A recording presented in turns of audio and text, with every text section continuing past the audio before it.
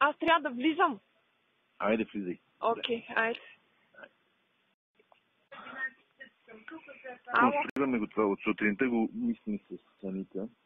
Най-язицки ще бъде спогодба между вас двете с дата еди коя си.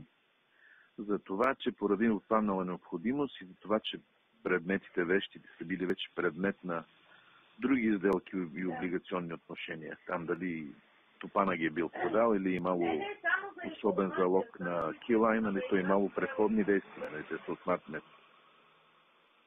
И на това основание разваляме тия договори. Ами добре. Ще се видим тогава след обед, защото аз след малко ще влизам в изпит. Така че след обеда като... Аз ще го оставя при пътка, защото може би аз хода паз за пликове като лудите. Директно ще ги оставя при пътя, защото най-добре е да минете минете само на подписи, на заверка на подписи, за да си сигурна ти и си вземи екземпляр. Да, добре. Значи като минете нотариус, иска и 2 екземпляра. Е задължително един си го вземи за теб, за да си ти е доказателство. После не ходиш да го търсиш. Добре, окей.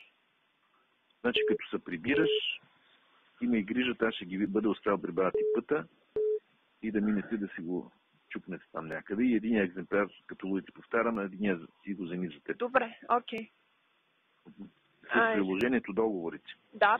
То ще трябва ли да заверяват тия договори при нотариус или не? Те са оригиналите. Аз ще дам оригиналите. Добре, окей. Значи тия договори ще бъдат в оригинал. Оригинала ще го стискам и ще ти ги дам, когато се видим. А там ще бъдат сложени копията. Така ли, Ани? Да.